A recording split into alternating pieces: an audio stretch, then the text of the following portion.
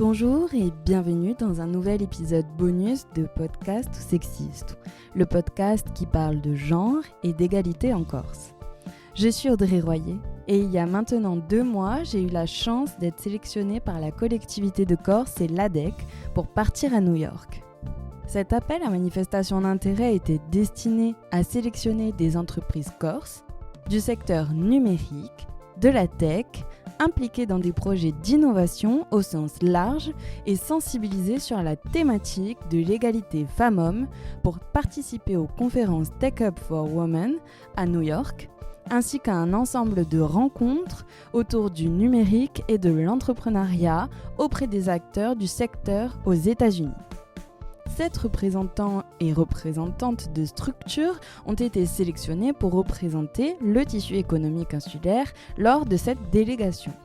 Marie Maestrali, Estelle Lacombe, Andrea Colonna, Muriel Cresley, Lauriane Canati, Vanessa Bianconi et enfin moi-même. La délégation était accompagnée par la conseillère exécutive Lauda Giudicellis Bracia, dont Pierre Alessandri, directeur général de l'ADEC, ainsi que la volontaire internationale en entreprise Laura Casanova et de la chargée de projet au sein de la direction stratégique et innovation Laura Bazzali. À travers cet épisode, vous pourrez entendre les retours d'expérience sur ces 7 sélectionnés, 7 représentants et représentantes de structures qui sont partis en mission promotionnelle à New York. Écoutons-les tout de suite. Je m'appelle Marie Maestrali, j'ai créé il y a 5 ans mon agence de communication spécialisée dans le monde agricole, donc oui, nous agro. J'ai aussi du coup un domaine agricole avec mon compagnon dans les agriates, donc le domaine de Castres. Et je suis coprésidente de l'association Corsica Business Women, donc au niveau Haute-Corse. En fait, j'ai toujours fait mes études en alternance et ma première alternance a été à l'ODARC, à l'Office de l'agriculture de Corse. Je connaissais pas trop le secteur agricole, honnêtement. C'était pas quelque chose, j'ai pas d'agriculteur dans ma famille. C'est pas quelque chose sur lequel je m'étais penchée plus que ça. Alors que j'adore les produits insulaires, mais c'est pas quelque chose que je connaissais en particulier. Et en fait, ça a été vraiment la révélation parce que j'ai rencontré les agriculteurs. Et c'est des hommes, des femmes déjà assez jeunes, contrairement à ce qu'on peut penser, très très très dynamiques et je trouve passionnants. Et ça a vraiment été une révélation et je me suis dit, bon, ok, il y a 400 000 idées qui cogitent un peu dans leur esprit. Ils n'ont pas forcément les moyens humains ou techniques ou même le temps de les réaliser. Donc il y a beaucoup de beaux projets qui sont laissés au placard. Je trouvais ça très dommage. Ils n'ont pas les moyens financiers d'engager quelqu'un à proprement parler à temps plein pour ce genre de choses. Donc en fait, mon projet, il est né comme ça, avec la rencontre de ces gens-là. Je voulais vraiment... les aider de manière externe pour que financièrement ce soit quand même réalisable et que moi je puisse prendre en charge tout ce qui n'aurait pas le temps, tout ce qui n'est pas propre vraiment à la production à proprement parler. Donc ça a découlé de ça. Ensuite je suis partie continuer de me former sur le continent, là spécifiquement dans le vin. Bon, je pense que du coup mon compagnon est un peu y est pour quelque chose parce que c'est lui qui m'a fait tomber dedans. On a créé nos projets à peu près en même temps, donc on a pu se former en même temps, on a découvert la chose en même temps. On a commencé à travailler dans des vignobles, notamment domaine à Rennes. Et voilà, et tout est parti de là. Et quand je suis rentrée de mes formations, j'ai monté l'entreprise et petit à petit, on a essayé de grandir. Quels sont les services que tu proposes ? Le community management, vraiment axé Instagram et Facebook, majoritairement Instagram. La création de sites internet marchands ou non. Et après, quelque chose qui me tient vraiment à cœur et que j'essaye de développer de plus en plus, c'est tout ce qui est agrotourisme. Donc tout ce qui est événementiel, mais propre vraiment à l'agriculture, donc que ce soit dans les exploitations elles-mêmes ou chez les partenaires, comme des cavistes, des hôtels, des restaurants. Voilà. Parce que je pense vraiment qu'on a des beaux produits. Et il y a une phrase que j'aime bien, c'est que si vous faites le meilleur produit du monde, c'est un peu, et que vous ne communiquez pas, c'est un peu comme faire un clin d'œil en noir. Il n'y a personne qui va le savoir à part vous. Et ça, j'aime bien. Et j'aime bien le redire à mes agriculteurs parce que vos produits sont géniaux, mais maintenant, il faut montrer que vous existez, vous faites de la qualité, et donc montrer les coulisses et rencontrer un peu vos clients. Donc l'agrotourisme, pour ça, je trouve que c'est génial. Je sais que tu fais des événements dans ton domaine. Peux-tu nous en parler ? Mon domaine, en fait, je le considère un peu comme un client. Bon, c'est le seul qui ne me paye pas, mais voilà, je le considère comme un client. Et du coup, c'est vrai que sur ça, j'ai un peu carte blanche pour développer les choses. Sur ça, mon compagnon me laisse un peu libre. Et donc, on a fait tout un calendrier vraiment d'événements au domaine. On voulait faire des choses, bien sûr, apéro, un peu dînatoire et tout, pour faire des soirées festives avec des groupes et tout, pour que ce soit sympa. Mais surtout, on voulait faire des événements culturels. Donc, on a fait des projections de films, des conférences sur des sujets qui nous tenaient à cœur, enfin, qui lui tenaient à cœur, lui, particulièrement. Et au final, on se rend compte que les gens, ils aiment bien. Déjà, le fait d'aller dans un vignoble, ils aiment bien, parce qu'ils ont l'impression que c'est quelque chose un peu fermé, alors que pas du tout. Le vin, c'est très accessible. Et le fait de rencontrer les gens, etc. Et en plus, ça crée vraiment... nous, on est dans un tout petit village. Je crois qu'il y a 40 habitants à l'année. Voilà, et donc, ça crée un peu du lien même entre les gens. Et ça crée un peu de l'économie, parce que du coup, vous allez consommer, acheter vos produits dans la micro-région.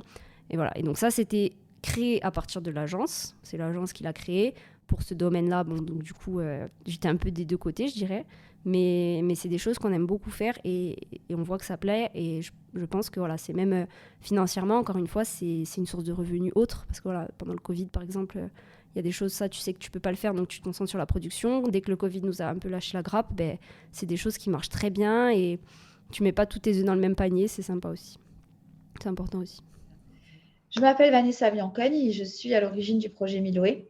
Donc, j'ai démarré cette aventure il y a 9 ans sur la base de mon expérience personnelle de patiente, durant laquelle j'ai pu constater qu'il y avait des problématiques pour partager ces informations de santé auprès des professionnels de santé que l'on rencontrait durant notre parcours de soins. J'ai souhaité apporter une réponse à cette problématique-là en développant le projet donc Miloé, d'une plateforme personnelle et sécurisée qui permet à l'utilisateur de compléter ses informations de santé, ce qui génère une fiche médicale d'urgence, celle-ci matérialisée sous différents supports qui intègrent technologie du sans contact et du QR code. On retrouve notamment un bracelet, un sticker, une carte ou encore un médaillon. Et l'objectif, c'est qu'en un scan, les services de secours puissent avoir accès aux informations essentielles de santé du porteur, de manière à orienter les soins et éviter tout risque d'accident médicamenteux lors de la prise en charge. Donc, c'était vraiment le projet de base que j'ai pu tester auprès de différents partenaires, notamment des groupements sportifs qui souhaitaient sécuriser la pratique de l'activité physique et sportive de leurs licenciés. Donc, parmi les premiers partenaires qui nous ont fait confiance, on peut retrouver notamment la Ligue corse de rugby ou encore le comité régional d'équitation. Après de nombreux mois de tests, on a pu se rendre compte qu'il y avait des améliorations à apporter et on a fait évoluer différemment donc la solution et aujourd'hui, on comptabilise plus de 40 partenaires qui utilisent notre solution pour plus de 30 000 produits vendus. Quels sont les produits que tu proposes alors, tes solutions? Aujourd'hui, on propose différentes solutions. Notamment une solution également de sport santé qu'on a pu développer avec l'un de nos partenaires, le SMUC Sport Santé à Marseille. Donc, ils utilisaient notre solution pour sécuriser la pratique physique et sportive de leurs licenciés. Et ils ont pu identifier de nouveaux besoins, notamment liés au suivi des programmes d'activité physique adaptée que suivent leurs adhérents atteints de maladies chroniques. Et donc, nous avons développé en collaboration avec eux un logiciel Sport Santé 1000 Actions qui leur permet justement de gérer les programmes et les tests de leurs adhérents de manière automatisée pour gagner du temps et leur permettre de passer plus de temps auprès de leurs adhérents pour la prise en charge globale de leur programme. Et récemment, nous avons remporté donc un appel à projet lancé par l'Agence régionale de santé de Corse pour développer un centre ressources qui traite des sujets de la vie intime et sexuelle et le désir de parentalité des personnes en situation de handicap.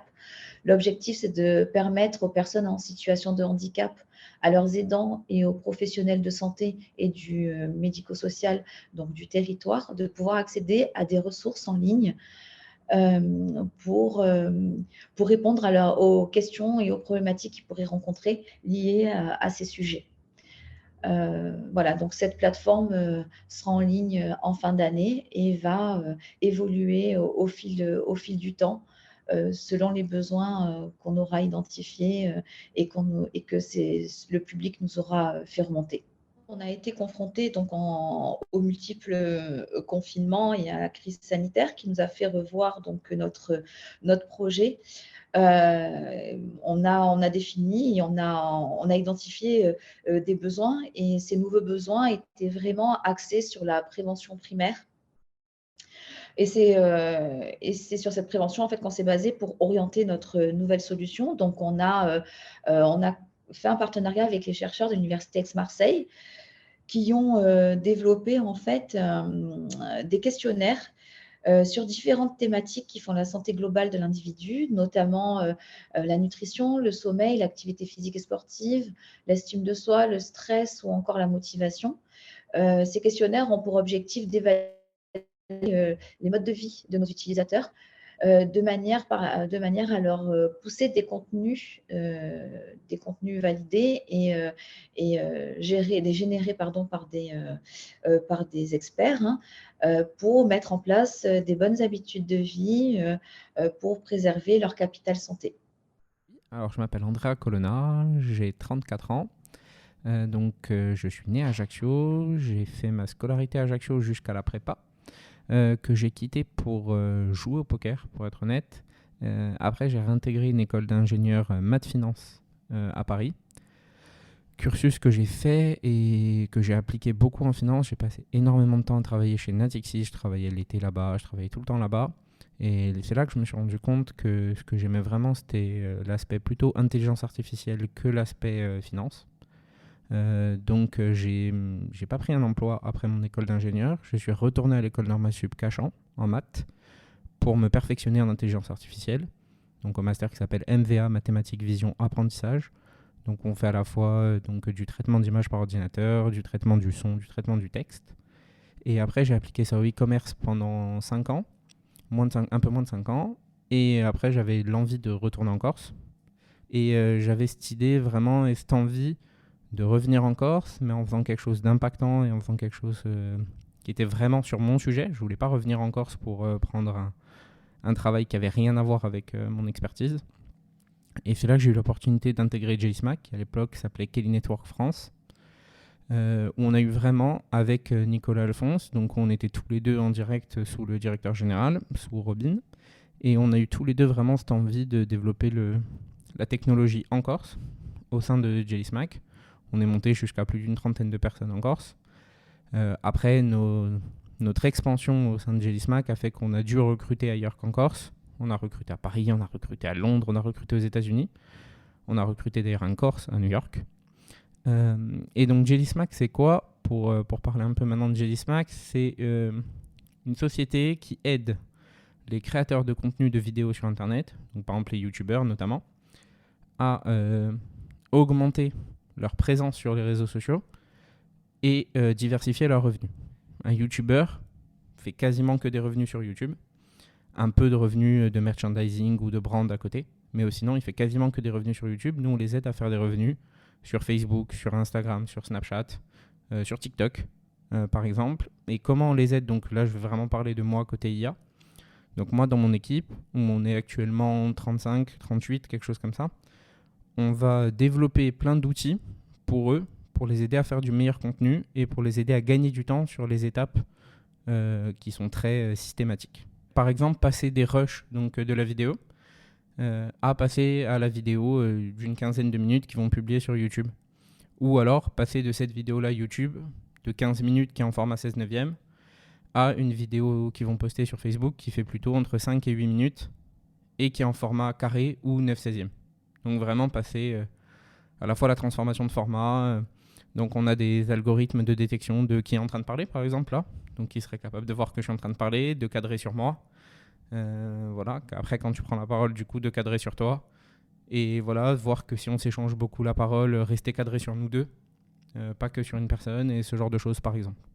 Je suis Lauriane Canade et j'ai créé il y a maintenant plus d'1 an les Enfants du Maquis. Les Enfants du Maquis, c'est un vestiaire éthique vraiment destiné pour le bien-être des enfants. en prenant en compte leurs besoins de motricité, leurs besoins de vraiment les libérer de tous les vêtements serrés pour qu'ils se sentent bien dans leur corps, pour vraiment qu'ils puissent bouger librement.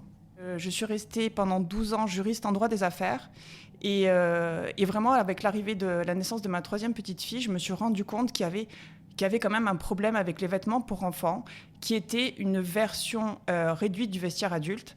Et je trouvais ça quand même aberrant que la mission principale des vêtements pour enfants, il fallait que ça soit le confort, en fait. Et qu'on était plus dans l'idée de voilà, on jouait un peu à la poupée, voilà, on déguise des fois un peu en princesse. Ok, de temps en temps, mais au quotidien, l'idée, c'était vraiment qu'ils se sentent libres. Et aussi, et j'aurais envie de te dire surtout, c'était l'idée d'enlever tout ce qui était boutons, pression dans les vêtements pour enfants, pour qu'ils puissent s'habiller seuls et pour que ça facilite aussi la vie de ceux qui s'en occupent, quoi. Alors, ça a été un long chemin avec voilà, des chutes, des avancées, des retours. Ça a pris beaucoup de temps parce que justement, j'étais pas de ce milieu-là, j'étais pas ni couturière ni styliste. En fait, je sais pas, je pense que c'était mon chemin à ce moment-là de ma vie, d'envisager une reconversion. Et je sais pas, je te dirais que voilà, j'ai pas mal travaillé avec Pépite. Pépite m'a beaucoup aidée. J'ai fait des concours. Ça aussi, ça m'a aidée. Ça m'a permis d'avoir confiance en mon projet, d'y croire, parce qu'il y avait aussi un problème de légitimité. Enfin, j'avais juste une bonne idée, mais j'avais pas tout le bagage derrière, quoi. Et voilà, ça a été beaucoup de travail. Le prototypage, j'ai fait beaucoup d'allers-retours, en fait, entre la modéliste et avec les professionnels de la petite enfance. Si tu veux, j'ai travaillé avec un pédiatre, avec une ostéo, une kiné, et pour arriver vraiment à un produit avec voilà, à chaque fois des améliorations, des allers-retours du prototype, pour arriver à quelque chose qui soit vraiment physiologique. Alors, il y a eu toute cette partie prototypage qui a duré très longtemps. Après, il a fallu que je trouve justement l'atelier de confection. Alors, faire en France, pour moi, c'était une évidence. Parce que je trouve qu'il y a un savoir-faire, une qualité de travail qu'on ne trouve pas ailleurs. Ça a été dur de trouver vraiment, voilà. C'est parce qu'on arrive, on est jeune créateur, l'usine, ça coûte cher, en fait, tout ce qui est prototypage pour eux aussi, de faire les premières têtes de série et tout. Et de trouver quelqu'un qui te fait confiance et à qui tu fais confiance, parce que voilà, c'est un peu comme si je donnais mon bébé, quoi. Et vraiment, voilà, arriver à cette bonne relation-là. Parce qu'il y a énormément de critères, de quantité, de prix, voilà. Il y a beaucoup de critères techniques, mais il y a aussi ce critère de confiance, d'arriver à créer cette relation-là. Je lance ma production, que je reçois le matin même du salon Création de Bastia que j'avais préparé, qui était au mois de juin. Et j'ai cru, voilà, j'ai croisé les doigts pour que la production arrive. Et elle arrivait le matin même du début de Création. Donc, c'était pour rajouter un peu de piment à l'histoire. Et après, maintenant, je vends sur Internet et je commence pas mal en B2B, avec des magasins qui sont revendeurs de ma marque. Voilà. Les premières ventes, c'était Création. Et c'était très intéressant parce que je me suis retrouvée face à mes clients. C'est-à-dire que là, c'était plus des professionnels de la petite enfance, c'était plus mes copines qui essayaient. Et c'était vraiment, voilà, leur préoccupation, leur retour par rapport à mon produit direct. Et ça, c'était vraiment super intéressant de parler avec eux. J'ai écouté vraiment les retours. J'ai encore envie d'améliorer justement cette innovation de combinaison physiologique, sans bouton, sans pression. Je pense qu'on peut toujours améliorer. Et puis, dès le début, en fait, je ne me suis jamais contentée de la première version. Il y en a, et je pense qu'il y en aura d'autres. Je pense que la combinaison évoluera encore. Là, j'ai lancé, c'est en cours, enfant, la collection enfant, avec pareil, toujours cette idée de vraiment pas les serrer à la taille, des vêtements évolutifs qui puissent durer plus longtemps et pour qu'ils puissent bouger dedans, quoi. Juste pour qu'ils se sentent bien. Et après, je pense que tu vois, quand tu es bien, tu grandis bien, tu es plus en harmonie, tu vois, tu n'es pas entravé. Enfin, je pense que voilà, c'est ma ligne. Si tu veux, en fait, les vêtements, je me suis rendu compte que tu vois, c'était vraiment des versions réduite de l'adulte. Quand je te prends l'exemple du petit slim, où le gamin peut à peine bouger la jambe, tu vois. Enfin, ok, c'est sympa pour un bibliothécaire qui ne bouge pas pendant 7 heures d'affilée. Mais un enfant, ça, justement, et ce qui est le pire, c'est quand c'est serré à la taille, parce qu'il y a quand même tous les organes internes en développement, que nous, on s'impose ça en tant qu'adultes, voilà, c'est notre problème. Mais l'imposer aux enfants, et c'est le retour, on en parlera plus tard, mais à New York, quand justement je parlais avec les professionnels, c'était une femme qui s'occupait pas mal de différentes marques pour enfants, et elle me dit, mais ça paraît tellement évident de penser au confort des enfants. Et j'ai dit, moi, ça me paraît hyper logique, mais dit, mais bon, c'est bien que quelqu'un s'en soucie, quoi. Enfin, tu vois, vraiment sur ce créneau, confort, moi, c'est associé, enfant du maquis, c'est égal confort, tu vois. Et non, alors tu verras plein de petites robes, col Claudine, tu vois, ou tu as des très longues robes pour les enfants alors qu'elles marchent dessus. Je critique pas, j'en ai acheté à mes filles aussi, tu vois. Mais vraiment, cette ligne directrice pour leur bien-être. Et c'est un créneau qui n'était pas pris, aussi fou que ça puisse paraître. Après, j'ai pas mal vendu cet été sur Internet. Ça, c'était super. J'avais gagné un concours avec Starting Cortica qui m'a permis d'avoir la pub dans le Nice Matin. Donc, du coup, ça a fait connaître la marque. Et là, je me lance avec stress et émotion à Playtime au mois de janvier. C'est un salon international où je vais faire tenir un stand des enfants du maquis là-bas.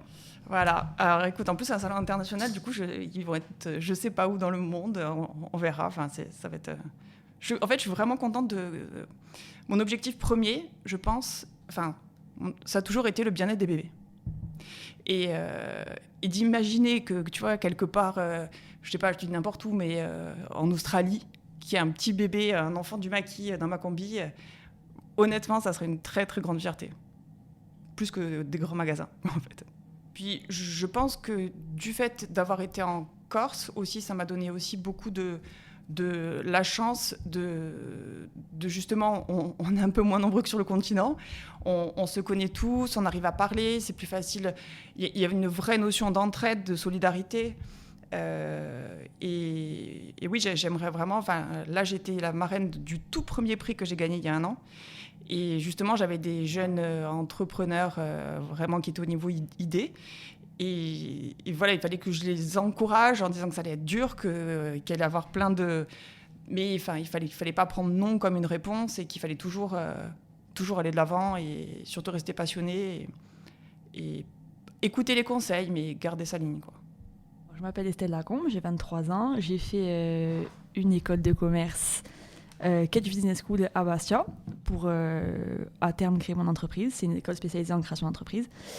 Et suite à mon cursus, j'ai monté ma société, qui du coup m'a mené aujourd'hui à candidater à l'AMI de New York pour pouvoir développer mon activité à l'international.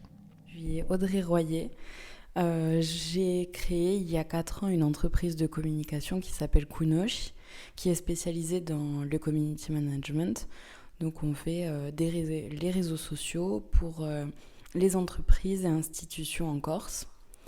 Et depuis 2 ans, j'ai créé également une association qui s'appelle Podcast ou Sexiste et qui propose différentes émissions de podcasts. Donc la première qui s'appelle Podcast ou Sexiste, qui a donné le nom à l'association, qui parle des questions de genre, de l'égalité en Corse et également des stéréotypes sur l'île. Ensuite, on a découlé une deuxième série podcast sur l'éducation à la sexualité pour les adolescents et adolescentes en Corse, donc qui s'appelle Sex by Step. On part à la rencontre des jeunes collégiens, collégiennes, lycéens, lycéennes partout en Corse et on leur pose des questions que d'autres jeunes se posent par un procédé un peu un peu innovant de remonter d'informations des jeunes jusqu'à publier des épisodes avec des réponses à leurs questions. Ils se répondent de pair à pair, du coup c'est très intéressant. Donc il y a déjà 12 épisodes sur cette première saison. Voilà. Et nous sommes en train de travailler sur une 3e série qui est Capsule Entrepreneuriat.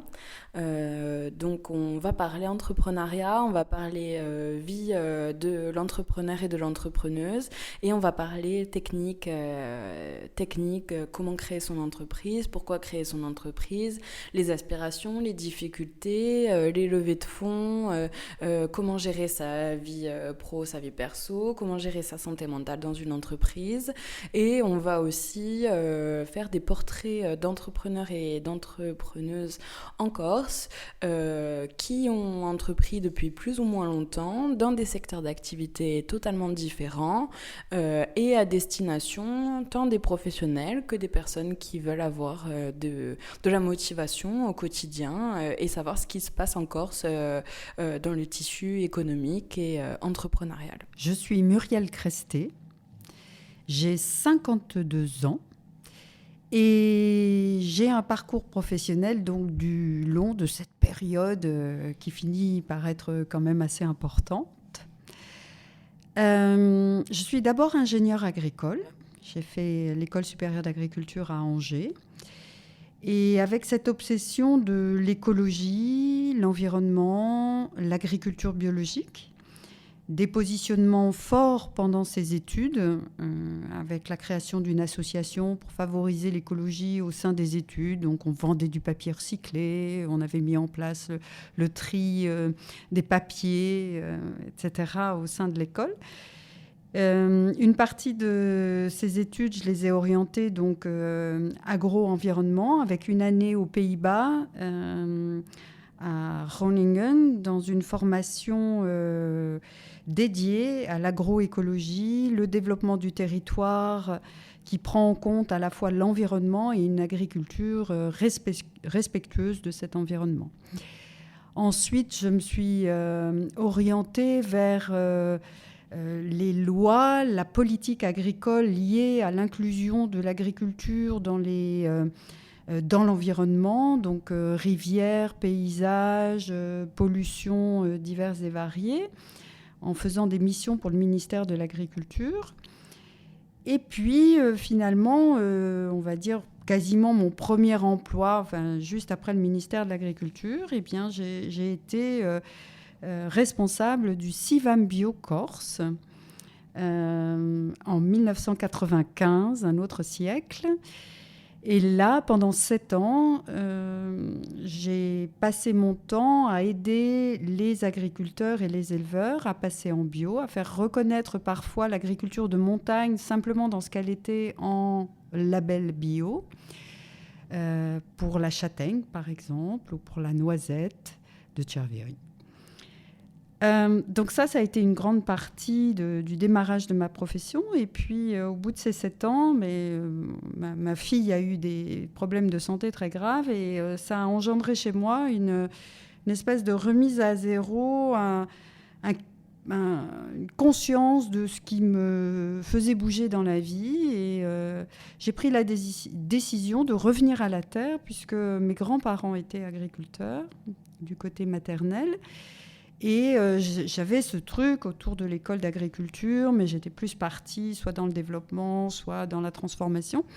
Et donc, en 2002, j'arrête ce travail et je me consacre à la création d'une ferme d'oliviers, 3 hectares, en me disant, mais on ne peut pas vivre avec 3 hectares d'oliviers, qu'est-ce que je vais en faire ? Et au bout d'un certain processus, je me suis aperçue que les Espagnols et les Italiens faisaient de la cosmétique à l'olive. Ça m'a vraiment parlé. Les chiffres ont parlé aussi. Ça a donné une perspective pour une toute petite exploitation agricole de 3 hectares d'oliviers, de quand même pouvoir gagner sa vie, d'être autonome sur ce petit territoire en donnant une forte valeur ajoutée à un produit fini. Donc, très bien. l'idée excellente, mais je n'avais pas les compétences. Donc, à 32 ans, je suis repartie aux études en laissant mes 2 petits loups à Tcherviogne. Et j'ai fait un DESS en sciences biomédicales, orientation cosmétologie, à la fac de médecine de Liège, qui était le seul endroit qui acceptait de me prendre au mois de juin. En France, tout était plié, les dossiers pliés. Je n'avais pas les moyens d'attendre 1 an pour me former. Donc, me voilà partie à Liège et j'ai eu une chance énorme d'être prise en charge par le professeur de dermatopathologie qui a trouvé l'idée de faire une cosmétique à l'olive de Corse formidable, d'autant que dans les années 70, lui-même avait mené des projets en Corse.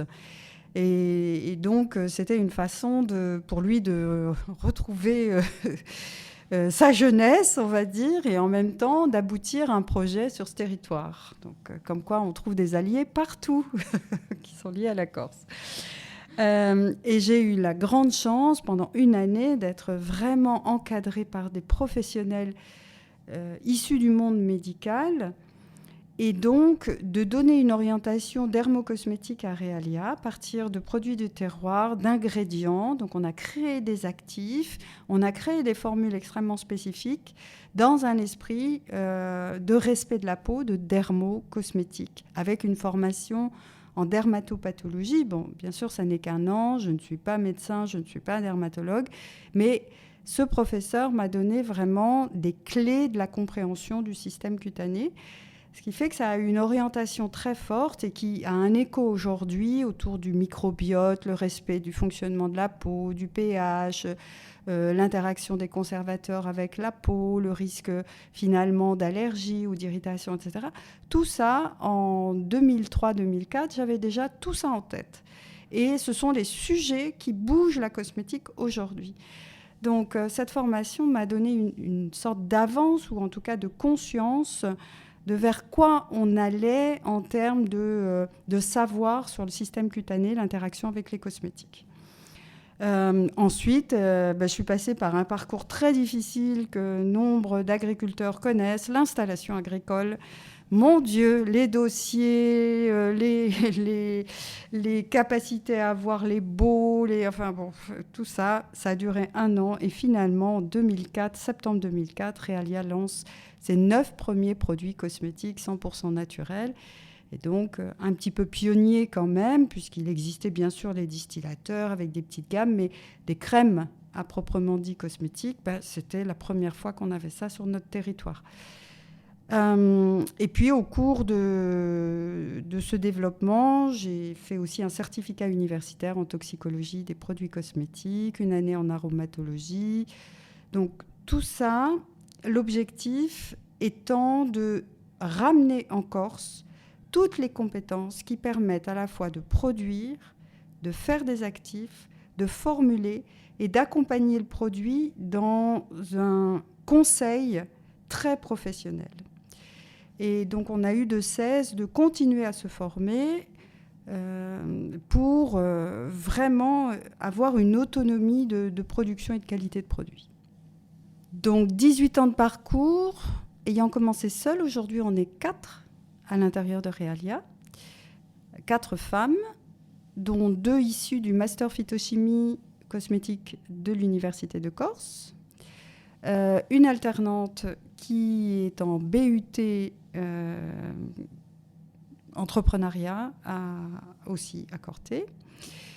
28 produits cosmétiques, 3 produits de parfumerie et encore une trentaine de produits autour de la senteur, mais aussi du côté alimentaire, puisque nous upcyclons certains déchets de distillerie, par exemple les zestes d'agrumes. Quand elles ont fini d'être distillées, eh bien on les met au sucre et on fait de la marmelade. On fait aussi des sirops de clémentine, de pomelo, de citron, etc., dans le même esprit. On aromatise notre huile d'olive pour faire de l'huile aromatisée, des préparations à base d'huile d'olive alimentaire. On fait aussi des infusions qui permettent à nos instituts de faire un massage au romarin, mais aussi de proposer une infusion au romarin avant ou après le massage. Voilà, c'est l'idée. Et il y a aussi des bougies qui permettent de faire la senteur. L'idée est de proposer une atmosphère. Donc voilà, une 60aine de produits en vente, des nouveaux locaux avec une grande boutique où on propose bien sûr nos productions, mais aussi les produits des amis, donc huile essentielle, d'essence naturelle corse, des savonneries, des parfumeurs de Corse, et maintenant des produits d'entreprises qui ont des concepts et qui nous les confient en recherche et développement, et parfois en production aussi, ou simplement la production, ou simplement la recherche et développement. Ce qui fait qu'on propose des produits de Aranza, Olmia, Ozane, Noy, bien sûr, les produits pour les sportifs, belle recherche. Ou des productions de, par exemple, Pierre Francôme Lab, qui sont des baumes thérapeutiques. Pierre Francôme a vécu dans les années 70 en Corse, a gardé un lien. Ce sont ses formules à lui, mais il nous confie la production. Et nous avons 130 mètres carrés de laboratoire avec un laboratoire d'extraction où là, on réalise des actifs. Donc, on a nos propres actifs. Donc, on a créé une quinzaine sur ces 18 ans.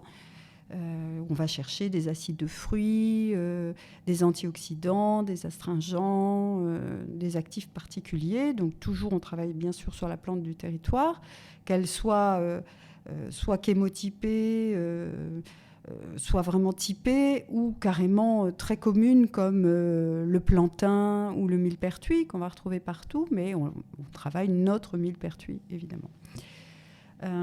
Ensuite, on a une zone de stockage de ces actifs qui est contrôlée, qui permettent d'avoir une zone propre et stérile ou propre, simplement, salle blanche, et un laboratoire de formulation finale où on va mettre en forme ces actifs, donc en crème, en gel, en baume, en huile, et donc différentes zones dans ce laboratoire pour travailler de la texture ou du liquide, ou des baumes où on va devoir faire fondre de la cire. Et on a dans ce petit laboratoire aussi une zone de recherche et développement qu'on a réaménagée un petit peu cette année et qui nous permettent de proposer nos savoirs sous forme de prestations à des gens qui ont des idées. Et puis la nouveauté de ce lieu à Alistre, qui fait 500 mètres carrés, c'est aussi un espace de bien-être. Nous réalisons des massages et des soins visage à partir de nos produits exclusivement. Et pour nous, c'est à ce moment-là, finalement, bien sûr, on trouve du sens partout. C'est un métier de sens, d'abord l'agriculture, le terroir, les plantes. Bon. Mais quand les gens ressortent d'un massage avec la banane ou un petit peu dans les nuages, on matérialise l'effet de ces produits et donc de toute l'énergie qu'on a mis pour que ce projet soit réalisé et que la qualité soit au rendez-vous. Tout d'un coup, tac, sur le visage des gens, on voit qu'il s'est passé quelque chose. Et là, c'est d'une satisfaction incroyable. Voilà, donc c'est ça le projet Realia, c'est cette transversalité de l'agriculture, voire de la cueillette, à produits finis et le soin, le geste humain qui reste là. Et donc, pourquoi partir à New York ? C'était vraiment pour pouvoir aller voir ailleurs, voir un autre mode de pensée, un autre mode de fonctionnement, un autre mode de travail. Voilà, c'était vraiment pour avoir une autre vision des choses, pour un peu sortir de notre zone de confort qu'on a ici. Donc j'ai postulé à cet appel à candidature de la collectivité et de l'ADEC pour partir à New York parce que je me suis dit que donc j'ai postulé pour l'association à travers l'association Podcast ou Sexiste et je me suis dit que ça pouvait être un bon moyen de savoir ce qui se passait aux États-Unis. Les États-Unis qui sont quand même assez précurseurs sur énormément de sujets et notamment les nouvelles technologies, notamment la création de contenu, les réseaux sociaux et donc forcément du podcast. Et je me suis dit que ça pouvait être une belle ouverture d'esprit, que ça pouvait me donner pas mal d'idées pour la suite et me booster et me challenger également parce que est-ce que le statut d'association c'est c'est bien, ou est-ce que potentiellement je peux changer de statut, de structure pour évoluer, comment est-ce que je peux évoluer, auprès de qui je peux me renseigner pour avoir plus de technicité ou pour avoir plus de rentabilité du projet, etc. Donc voilà un peu pourquoi j'ai postulé à cet appel à manifestation, à cet appel à candidature de la collectivité.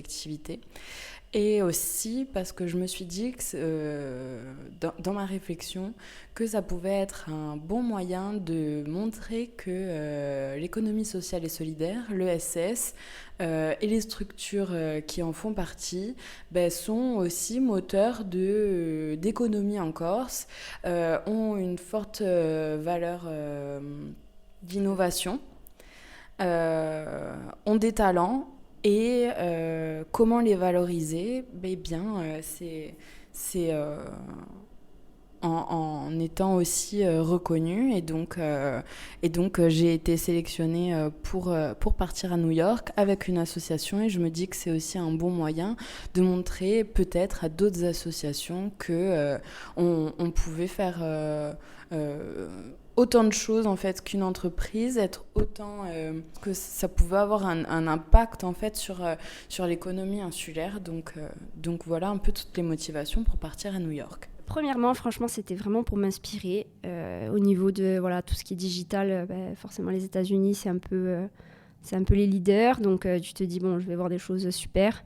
Après, même personnellement, c'est vrai que c'est une expérience quand même géniale. On a quand même des opportunités qu'on n'aurait pas en faisant le voyage de manière indépendante. Et en fait, quand j'ai vu qu'aussi on pouvait rencontrer la diaspora, partir avec une autre délégation, des gens qu'on ne connaissait pas forcément, je trouve que la richesse, elle est là. Et le fait de pouvoir se créer un réseau entre Corses, ici sur l'île ou complètement à l'autre bout du monde, c'est ça qui est génial. Voilà, donc je voulais vraiment participer pour ça. C'était vraiment majoritairement pour l'agence. Et après, au niveau des Corsicanes, bien sûr, pour tout ce qui est côté institutionnel et pareil au niveau de l'inspiration de ce qu'on peut faire et ce qu'on peut développer. J'ai toujours vu ma marque comme quelque chose assez... pour tous les enfants, en fait. Voilà. Et j'aurais même aimé pouvoir la faire moins chère pour que plus de gens puissent pouvoir l'acheter aussi. Et donc, du coup, cette idée de mondialisation, je sais pas, de partir à New York, qui est quand même une chance vraiment incroyable, si tôt dans mon projet, et de pouvoir avoir des conseils. Enfin, dès que j'ai vu le programme, je me suis dit oui, il faut que j'y aille, quoi. Il faut que j'aille voir comment ils travaillent, comment ils pensent, comment ils font, et s'il y a moyen d'avoir une place avec eux, quoi. Lorsque j'ai pris connaissance de l'appel à projet, donc concernant la délégation new-yorkaise, en fait, il m'a semblé évident pour moi qu'il était important que je puisse bénéficier de ce programme, tout simplement parce que au départ, l'idée du projet, je l'ai eue quand j'ai découvert le bracelet d'identification médicale aux États-Unis. Donc, je me suis inspirée effectivement de mon expérience personnelle. Et quand j'ai découvert l'existence de ce genre de dispositif lorsque je vivais aux États-Unis, ça m'a paru évident de me dire c'est cette voie-là que je veux prendre. Et quand j'ai pris connaissance donc de cet appel à projet, je me suis dit la boucle sera bouclée. Pourquoi ne pas aller voir maintenant que je me suis lancée au niveau régional et que j'ai quand même des partenaires au niveau national, j'ai souhaité en fait connaître les démarches à entreprendre pour pouvoir s'internationaliser, même si ce n'était pas à court terme. Donc, j'ai saisi l'opportunité et j'ai répondu à cet appel à candidature pour laquelle j'ai été sélectionnée. Oui, c'est une optique donc commerciale, de business. C'est aussi une optique de rencontre d'une société qui vit différemment. Je parlais de sortir de notre trou. Donc, j'adore mon lieu de vie, il n'y a pas de problème. Je suis au paradis, je réalise mes rêves. Mais l'insularité peut provoquer cette sensation d'être un peu enfermé dans un mode de pensée parfois un peu tristounet. On a l'impression de tourner en rond, toujours... Et toujours les mêmes ensembles, et puis on n'est pas toujours gai, et on a des raisons de ne pas l'être parfois.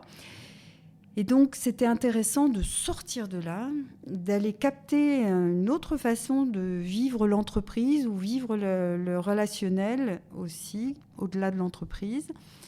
Et effectivement, je n'ai pas été déçue, que ce soit à travers les conférences Tech Up for Women, où il y a une énergie de présentation, une façon de presque se survaloriser par rapport à ce qu'on a l'habitude de faire, où nous, c'est bien vu d'être plutôt modeste.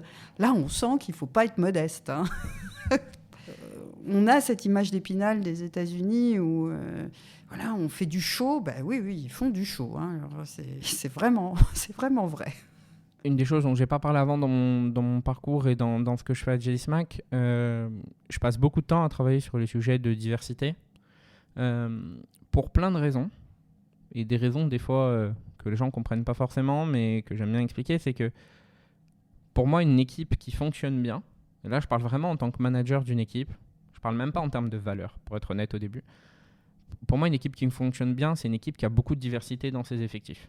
Donc, j'aime bien avoir à la fois pas que des gens qui ont fait leurs études en France, pas que des gens qui ont fait le même type d'école, par exemple, même si, oui, il se trouve qu'on a pas mal de gens qui ont fait des grandes écoles dans mon équipe, mais j'aime bien aussi avoir des gens qui viennent de parcours universitaires, des gens qui viennent un peu de tous les milieux, parce que les gens ont des façons différentes de travailler, différentes de réfléchir.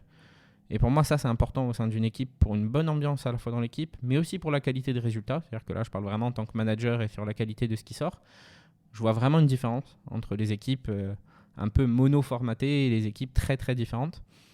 Et du coup, on a toujours eu cette vision, et j'ai vraiment pris du temps dessus à aussi voir, ok, il y a aussi un problème de nombre de femmes employées dans la tech, et dans l'IA, c'est vrai aussi, même s'il y a certains domaines de l'IA où les femmes sont plus représentées que dans d'autres domaines. Dans le traitement du langage, elles sont plus représentées.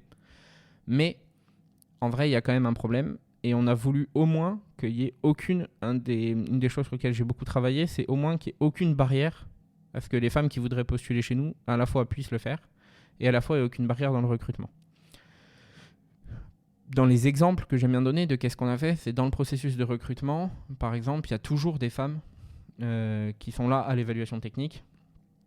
Donc pour que les femmes soient aussi jugées par des femmes, et aussi qu'il y ait un entretien organisé entre une femme qui postule, et donc qu'elle puisse parler à une femme pour savoir un peu comment ça se passe dans l'entreprise, qu'est-ce qu'il y a, etc. Donc, sans aller dans la discrimination positive, mais vraiment pour enlever toutes les barrières qu'il y aurait à le faire.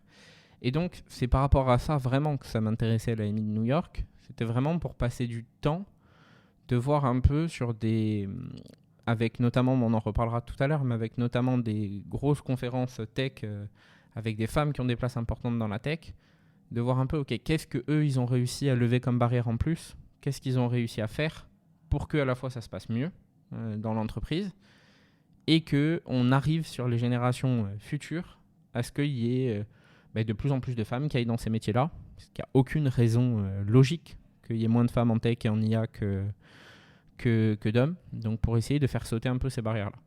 Donc moi, c'est vraiment ça qui m'intéressait dans l'AMI de New York, c'était vraiment être sur ces sujets-là.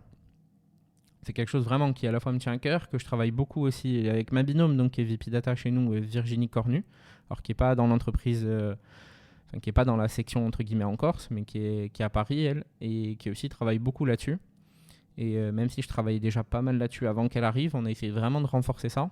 On a fait des partenariats aussi, que ce soit avec 15 Tech, donc qui essaye d'aider les entreprises à atteindre la parité dans les équipes en tech, je crois d'ici 2030, quelque chose comme ça.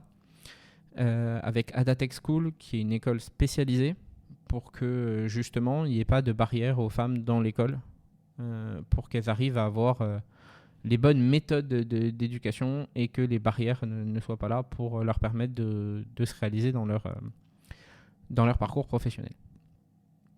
Donc voilà ce que moi m'intéressait vraiment dans SASFE New York, c'était vraiment voir, ok, il y a des échos qu'ils sont quand même meilleurs que nous aux États-Unis sur ces aspects-là. Donc je voulais aller voir un peu ce que ça donnait, je voulais aller vraiment les écouter et essayer de prendre des informations et après de voir comment faire pour les appliquer dans l'entreprise. Qu'est-ce que ça t'a apporté, ce déplacement à New York, Vanessa, personnellement et professionnellement? Déjà, en tant qu'entrepreneur, pour moi, je trouve qu'il est assez difficile de développer déjà son projet dans son propre pays. Et souvent, les barrières à l'entrée de l'internationalisation nous paraissent tellement insurmontables qu'on on va dire qu'on ne se lance pas. Et cette mission, en fait, ça m'a permis de me retrouver en immersion et de me rendre compte que finalement rien n'était impossible, bien au contraire, et que des ressources étaient là, qu'elles s'offraient à nous et qu'il suffisait en fait de les exploiter pour pouvoir accomplir nos rêves les plus fous, j'ai envie de dire. Et, et je pense, du coup, ça m'a permis de voir que notre solution avait toutes les chances de pouvoir s'internationaliser et qu'il y avait vraiment des besoins au-delà des frontières sur les solutions qu'on développait. Donc, on va dire que ça m'a fait considérablement revoir mes ambitions à plus moyen terme, parce que je le voyais un petit peu plus à long terme. Et aussi humainement, ça m'a apporté quand même de pouvoir rencontrer les autres porteurs de projets, puisque finalement, on est un petit territoire et on a tendance tous à se développer avec, j'ai pas envie de dire des œillères, mais presque, parce qu'on est tous immergés en immersion totale, on va dire, dans nos projets. On en oublie peut-être de voir à côté qu'il y a d'autres entrepreneurs qui se lancent dans d'autres projets totalement peut-être différents, mais que l'aventure entrepreneuriale, c'est la même pour tout le monde. Et ça a été une opportunité humaine aussi très intéressante de les rencontrer, de pouvoir partager nos expériences respectives et aujourd'hui encore de pouvoir s'entraider. Et toi, Andrea? Déjà, d'un point de vue personnel, même si je travaille depuis donc plus de 5 ans maintenant, parce que ça fait plus de 5 ans que je suis chez Jelly Smack, même si je travaille au quotidien avec des gens à New York et que je vois souvent des backgrounds de New York parce qu'on est en visio et que les gens ont leur background chez eux, j'avais jamais été à New York. J'avais jamais été à New York pour un peu voir, et depuis que je travaille avec Jelly Smack. Donc un peu passé, j'ai envie de dire, d'un point de vue perso, ça m'a permis de comprendre un peu mieux certaines choses, même qui avaient des conséquences sur la vie pro des gens avec qui je travaille et qui sont à New York. Se mettre un peu dans l'ambiance, je trouve que c'était assez important pour y être vraiment à New York, pas en mode congé, mais en mode travail à New York, voir un peu les implications que ça avait et un peu les différentes choses et ce qu'on pouvait ressentir en étant à New York. Donc ça, je trouve que d'un côté perso, ça, c'est vraiment quelque chose qui m'a impacté d'un point de vue perso. Après, d'un point de vue professionnel, donc que ce soit donc un peu par rapport à tous les rendez-vous qu'on a eus, il y a pas mal de choses dont je me suis rendu compte sur les différences un peu aussi culturelles US et France, et aussi donc sur leur approche à ce qu'ils appellent le Women Empowerment, donc comment on fait pour que justement elles aient le pouvoir qu'elles doivent avoir et sur les postes qu'elles doivent avoir. Donc c'est là où j'ai appris beaucoup d'informations, et sur la conférence Take Up for Women, qui était une journée complète de conférences avec 38 conférences de 10 minutes, où là on a pu apprendre vraiment beaucoup de choses sur pas mal d'aspects qui peuvent paraître être des points de détail, mais où là on se rend compte de la différence et on se rend compte de qu'est-ce qu'on peut faire. Qu'est-ce que New York m'a apporté personnellement, professionnellement ? Personnellement, je dirais déjà, premièrement, c'était la première fois que j'allais à New York. C'était la première fois aussi que je quittais l'Europe. Donc, en termes d'ouverture d'esprit et de challenge personnel, c'est déjà énorme. J'ai pris l'avion seule, j'ai pris les hôtels seule, et je suis aussi restée plus longtemps à New York. À la base, je devais être seule aussi, et puis au final, je me suis liée d'amitié avec une personne qui restait aussi à New York autant que moi. Du coup, on s'est pas mal vus, mais voilà. Donc personnellement, le fait de partir un peu seule comme ça, malgré qu'on rejoigne d'autres personnes, c'est quand même assez énorme. Et ensuite, professionnellement, l'ensemble des rendez-vous que l'on a eus, en fait, était vraiment incroyable. On n'a pas arrêté pendant 3 jours. On a vu vraiment beaucoup de personnes, des acteurs très importants à New York et et pour les entrepreneurs, en fait, des représentants de la France aux États-Unis, des représentants des entreprises et des entrepreneurs aux États-Unis.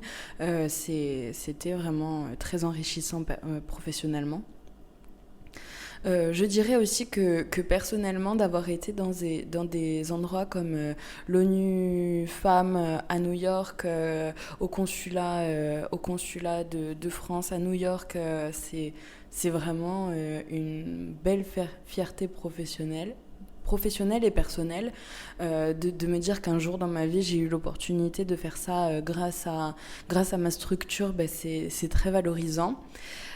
Professionnellement aussi, si on rentre un peu dans le détail des rendez-vous, ça m'a apporté des contacts, notamment Business France, car j'ai eu un entretien très très très bien avec Camille Jean, qui fait partie de la Villa Albertine et qui propose des résidences à New York et aux États-Unis sur l'art et également sur la création de contenu comme des podcasts. Donc du coup, ça a été très intéressant de parler avec elle. En plus, elle m'a donné beaucoup de statistiques et de données sur l'explosion des écoutes de podcasts à New York notamment. Ce qui est prometteur pour la France, car on suit assez ces tendances-là. Et je me dis que sur ce secteur d'activité, ça peut vraiment être très intéressant de creuser et de trouver un modèle économique pour l'association, car au niveau de l'audience, ça a un peu clairement explosé. Et également parce qu'elle m'a donné un contenu d'une personne qui gère la plateforme où je diffuse, sur laquelle je diffuse mes podcasts, Ocha, un contact de New York, la représentante de New York pour Ocha. Avec laquelle j'ai l'intention de garder des liens et de demander des conseils au niveau du référencement, des statistiques et de la valorisation en fait des différentes émissions sur cette plateforme-là et sur les autres en ligne. Voilà. Et toi, Lauriane ? New York, c'était très intéressant parce que déjà, ça m'a apporté, je dirais, en premier, je vais commencer par le côté personnel. Le côté personnel, je me suis rendu compte qu'en fait, je sais pas, c'est peut-être ce côté américain qu'ils ont, que rien n'est impossible. Tu vois, et que tu en arrives vite à te dire, ouais, dream big, tu vois. Vas-y, grandis tes rêves. Après, voilà, si tu vises la lune, tu atterris dans les nuages, tu vois. Enfin, mais vois plus loin, vois plus fort. Et aussi cette culture qu'ils ont de bon, tu as ça, cette société-là maintenant, si ça marche pas, tu en refais une autre, tu te plantes, tu recommences, tu réessayes, c'est pas grave. Le tout, c'est tous tes échecs vont te nourrir. C'est toujours ce discours qui revenait sur il faut y aller, il faut y croire, il faut le faire à fond, à 200%, ce que j'ai fait jusqu'à présent, mais avoir cette culture de l'échec qui, au contraire, tu apprends même plus dans tes échecs que parfois dans la réussite, quoi. Donc oui, New York, c'était une chance et je voulais que les enfants du maquis en soient, quoi. Alors au niveau professionnel, moi j'avais vraiment besoin d'être conseillée sur l'implantation d'une marque à l'étranger. Donc on a à peu près plus ou moins les mêmes critères européens et avec les États-Unis. Mais il y a quand même pas mal de particularités par rapport aux tests à connaître. Et c'est sûr que quand on te donne toutes les mêmes, on te donne des réponses aux questions auxquelles tu n'avais pas encore, quoi. Enfin, je me suis retrouvée comme ça. Et c'était super intéressant d'avoir ces connexions-là. Et même pour un réseau assez intéressant, vraiment. J'ai rencontré un magasin qui va probablement prendre mes produits, elle a adoré. En plus, ils aiment beaucoup ce qui vient de France. En plus, voilà, là, c'est encore mieux, ça vient de Corse. Ils connaissent beaucoup la Corse, bizarrement. Donc, du coup, ce magasin, qui après, une fois que j'aurais fait passer les tests à mon tissu, elle est à fond. Et le retour en Corse, on m'en a énormément parlé. On m'a énormément parlé de New York, comment c'était, comment ça s'est passé, qu'est-ce que c'était, tu vois. Et je trouvais ça marrant, justement de faire partager ce voyage, parce que je l'ai justement sur Instagram, je l'ai pas mal filmé, j'ai raconté ce qu'on faisait. Et d'avoir tous ces gens qui te font des retours, qui s'interrogent. Alors, quand vous avez l'ONU Femmes, comment ça s'est passé? Enfin, j'avais l'impression de partir avec d'autres personnes aussi, d'avoir amené d'autres personnes avec moi, en fait. Et c'était cool. Muriel?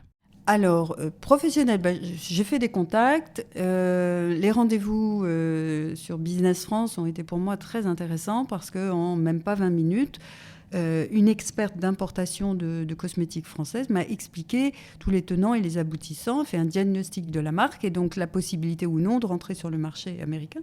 Donc ça, c'était très fonctionnel. J'ai rencontré une revendeuse potentielle.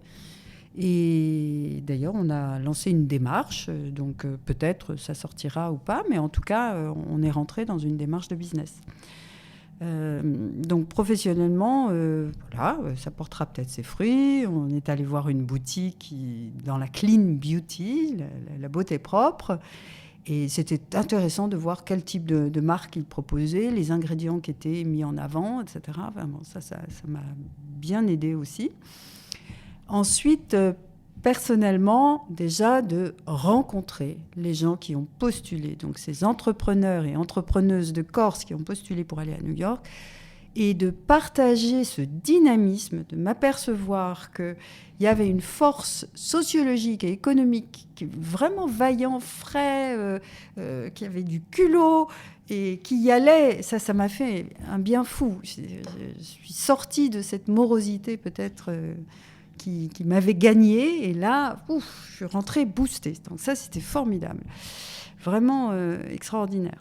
Et puis la rencontre aussi de la diaspora corse, et de voir tous ces jeunes et moins jeunes qui s'étaient expatriés et qui portaient des projets ou qui avaient des modes de vie peut-être plus ouverts, plus riches, ou qui leur offraient une ouverture d'esprit. Bon, c'était formidable.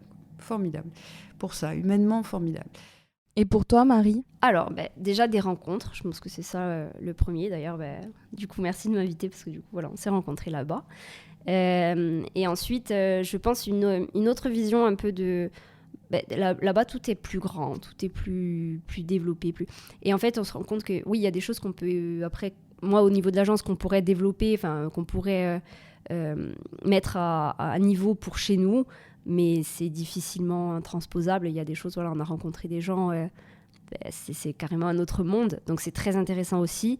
Après, il faut savoir ce qu'on peut prendre et ce qu'on ne peut pas prendre. Clairement, il y a des choses, d'avoir rencontré quelqu'un de la CIA, au niveau personnel, c'est génial. Après, c'est vrai qu'au niveau de l'entreprise, il y aura peut-être moins de retours du coup.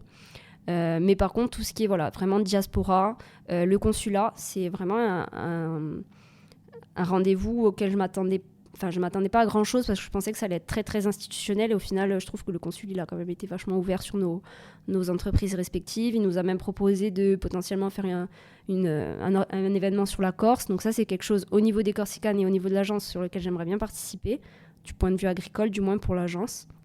Donc voilà, ça a vraiment été retour plus humain je dirais que technique, mais bon c'est comme ça aussi que ça fonctionne. La diaspora, il y avait des profils super intéressants, notamment Roxane, que j'ai recontacté après, et que j'aimerais bien aussi qu'on fasse un événement, pourquoi pas au domaine, The Wandering Barman débarque en Corse, ou un truc comme ça.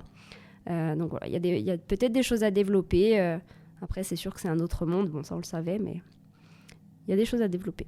Personnellement, déjà au niveau de l'anglais, parce que c'est toujours mieux quand on peut les entendre et communiquer avec eux en face à face, parce que dans mon activité, c'est au niveau tech, c'est vraiment important de parler anglais, et c'est bien quand on parle anglais par mail, par message et tout, mais de pouvoir parler en vrai, de pouvoir les entendre, de pouvoir essayer de comprendre aussi, c'est hyper pratique. Et après, sinon, donc personnellement, ça m'a apporté vraiment beaucoup de respect et d'admiration pour eux, que j'avais déjà auparavant, mais qui s'est confirmé. Et je sais que du coup, à l'avenir, c'est vraiment un terrain des États-Unis où je voudrais m'importer, peu importe l'activité que j'aurai, je sais qu'un jour, je voudrais m'importer là-bas. Alors honnêtement, on rencontre des gens qui sont vraiment passionnés là-bas, des gens qui ont vraiment envie de travailler et qui du coup partagent leur passion et leur façon de travailler. Ils sont vraiment hyper ouverts. Ils vous conseillent ouvertement, sans tabou. Ils ont rien à cacher. Le moindre conseil qu'ils peuvent vous donner, ils vous le donnent. Et ça, c'est super parce que du coup, quand on est en Corse, on n'a peut-être pas forcément de contact qu'on a avec eux avec 5000 km de distance. Donc quand on est vraiment face à eux, on peut vraiment échanger comme on veut et apprendre plein de choses. Et c'est ce que j'ai fait en fait. J'ai fait plein de rencontres hyper utiles. Pendant les 3 jours, j'ai rencontré au moins une personne très très utile chaque jour. On est resté en contact et j'ai eu plein de conseils qui m'ont aidé pour mon activité, même personnellement, pour ma façon de travailler, ma façon de penser. Vraiment que des personnes bienveillantes et que des bons conseils. Professionnellement, ça m'a surtout apporté du réseau. Vraiment, j'ai rencontré des personnes qui avaient des postes ultra compétents dans des entreprises, des grandes startups, Microsoft, Airbnb, tout ça. J'ai été mise en contact avec le CEO d'Airbnb. Ça aussi, c'est incroyable. Il n'y a que là-bas en fait, qu'on peut avoir une telle opportunité. J'ai rencontré plein de personnes qui travaillent dans la data, dans la tech, donc super pratique pour moi. J'ai pu avoir plein de retours, plein de conseils, et c'est que des personnes avec qui j'ai gardé contact. Donc pour l'avenir, c'est super pratique et c'est vraiment une belle expérience. Quels sont les rendez-vous qui vous ont le plus marqué ? Déjà, le consul, comme je l'ai dit, c'était la belle surprise, d'autant plus que j'y allais vraiment pas dans une optique plus de représentativité, parce que voilà, on représentait la Corse et la délégation corse, que vraiment dans une optique où ça allait nous servir. Donc belle surprise, parce que c'est celui que j'attendais le moins, je dirais, et celui qui m'a le plus surprise. Donc oui, vraiment même sur l'accessibilité du consul, voilà, le fait qu'il soit très disponible, très à l'écoute, et le fait qu'il ait des projets pour nous, qu'il nous ait pas juste reçus avec des croissants jus d'orange, non, il avait vraiment une idée de développement par la suite. Ça, je trouve que c'est intéressant. Et là, je pense que concrètement, la Corse a une carte à jouer, qu'on peut faire quelque chose par la suite. Alors, que j'ai le plus apprécié, je pense que c'est Business France, parce que pendant ce rendez-vous, on a eu plein d'informations sur justement l'internationalisation d'une entreprise française ou corse aux États-Unis. Et c'est plein d'informations qui sont très compliquées à trouver regroupées sur Internet. Il faut chercher sans arrêt, même au niveau des chiffres, c'est hyper compliqué. Là, on a vraiment eu une présentation claire avec des chiffres fiables et vraiment super pratique et super important à savoir. Et après, au niveau des conférences tech aussi, ça m'a beaucoup plu parce que on a pu voir des femmes hyper inspirantes, avec des parcours incroyables, avec des façons de s'exprimer, des énergies aussi qu'on voit rarement ici. Et ouais, j'avoue que d'avoir vu toutes ces femmes, en plus c'était hyper cadencé, il y avait vraiment c'est vraiment hyper qualitatif. Et ouais, c'était bien de voir ça en vrai, plutôt que sur les vidéos YouTube. Là, encore une fois, c'est encore mieux de le voir en vrai, de voir ces femmes qui sont hyper motivées, qui sont là pour nous apprendre des choses et pour nous faire des retours d'expérience, pour que nous, on ne fasse pas les mêmes erreurs qu'elles, qu'on ait plein de conseils et qu'au final, on s'épanouisse comme elles. Les rendez-vous qui m'ont le plus marqué, je pense que j'en ai parlé, c'est vraiment Business France, parce que j'ai rencontré beaucoup d'entrepreneurs lors de cet entretien et ça a été vraiment très pertinent. Ensuite, pour continuer dans la chronologie, toujours la diaspora, parce que de voir des profils si différents à New York, des parcours de vie, des parcours d'entreprise, des parcours d'entrepreneuriat, des parcours professionnels, c'est incroyable et c'est un boost énorme. Ils sont infatigables et ça nous remet aussi en question de se dire à New York, en fait, il y a des personnes de chez nous, il y a des personnes corses qui sont parties là-bas et qui sont incroyables dans leur domaine, qui sont parmi les meilleurs à New York et ça booste énormément de se dire que c'est faisable en fait. Alors, on avait rendez-vous à Brooklyn, donc dans un concept de bar à cocktail qui était créé par une Corse, donc Roxane, The Wandering Barman. Déjà, la déco en elle-même, le concept, l'ambiance, elle a vraiment créé quelque chose qui est un peu qui est original et qui, je pense, lui ressemble, je pense que ça lui ressemble clairement. Donc, elle a pu tout nous présenter. Donc, moi, voilà, avec le côté un peu alcool spiritueux, forcément, déjà, ça m'intéressait de voir un peu les coulisses, de voir un peu ce concept de cocktail prêt à boire. Et en plus de ça, j'ai trouvé le personnage absolument formidable. C'est-à-dire qu'on a pu passer la soirée avec elle et avec les autres personnes de la diaspora pour les rencontrer. Mais elle était très accessible. Elle a vraiment un parcours que je trouve génial, un dynamisme qui était fou. Et on a pu rencontrer donc Patrick Ottomani, le président de la diaspora de New York, des Corses à New York, qui lui aussi a un parcours assez prestigieux pour le coup, et qui a des contacts, je pense un carnet de contacts long comme mon bras, voire mes 2 bras. Et en fait, rencontrer des gens comme ça, mais c'est génial. Je me dis que si on était parti seul, ne serait-ce que, même pour le travail, mais ne serait-ce que pour le loisir, avec des amis, ma famille ou mon compagnon par exemple, j'aurais pas eu l'accès à ces personnes-là. Et déjà, j'aurais pas su qu'il y avait ces personnes-là. J'aurais sûrement pas eu la possibilité de les rencontrer. Donc ce rendez-vous-là, c'était vraiment découvrir que oui, il y a des Corses à New York, il y a des Corses qui font des choses complètement différentes, des profils complètement différents, qui ont fait leur trou, qui n'oublient pas qu'ils viennent de Corse quand même, qui ont toujours un pied là-bas. Et je pense qu'on peut créer un lien, et on doit créer un lien faire un pont, la Corse et New York. Je pense même qu'on aurait pu plus développer ça, on aurait pu essayer de plus en amont réfléchir un peu à qui il y avait sur le territoire, les faire venir et essayer qu'il y ait encore plus de monde. Et même peut-être dans le séjour avoir plus de temps avec ces gens-là justement, notamment Patrick Ottomani qui est extra. Mais c'est vraiment ces deux points-là. C'est en fait bizarrement la rencontre avec la diaspora, c'était censé être le moment un peu convivial et un peu plus cool, mais au final je trouve que c'est celui qui peut s'avérer être le plus concret, parce que voilà, il y a toujours un lien entre les Corses à l'autre bout du monde. Voilà, tu sympathises beaucoup plus facilement, tu as un rapport qui est différent, et autant si ça se trouve ici on se critique, on se crache dessus, mais alors quand on est ailleurs on est tous solidaires, c'est trop beau. Mais voilà, ce serait vraiment les deux rendez-vous qui m'auraient le plus marqué, ouais. Ensuite, de savoir qu'il y a aussi... c'est assez drôle la conclusion que j'en ai fait des conférences Tech Up for Women. Donc, en plus du contenu que j'ai pu en retirer, des conférences sur des réseaux sociaux, des conférences sur les podcasts, des conférences assez inspirantes, et même des présentations des personnes. Voilà, donc ça, il y a 3 choses que j'ai retenues de ces conférences-là. Les informations que je viens de vous dire sur les réseaux sociaux, sur les podcasts. Voilà, j'ai pris pas mal de photos et j'ai essayé de retenir le maximum de choses que je comprenais. La deuxième chose que j'ai retenue, c'était la façon de se présenter des Américaines. Ils se mettent tellement en scène, tellement en avant, que je me dis qu'on a beaucoup à travailler sur notre façon de nous présenter et sur notre façon de nous mouvoir sur scène, etc. La façon de présenter un projet qui, a priori, n'est pas très fun comme un logiciel de comptabilité, et au final, on en fait quelque chose de génial. On a pris une photo avec la personne qui a fait cette conférence-là. On lui a dit merci pour ta bonne humeur, merci pour toute ton énergie que tu nous a dégagée. On l'a écouté du début à la fin, et voilà. Je pense que ça, c'est vraiment la deuxième chose que j'ai retenue de ces conférences-là.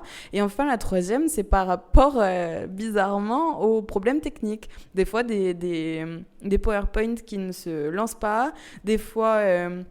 on se trompe de slide, il n'y a pas la bonne slide, ou des fois il n'y a pas la bonne personne qui vient et c'est pas bien annoncé, voilà, plein de choses. Et ça remet aussi en perspective de se dire, à New York, en fait, c'est pas non plus parfait, et pourtant c'est l'une des villes les plus inspirantes au monde, avec des projets les plus inspirants au monde, et il y a quand même des couacs.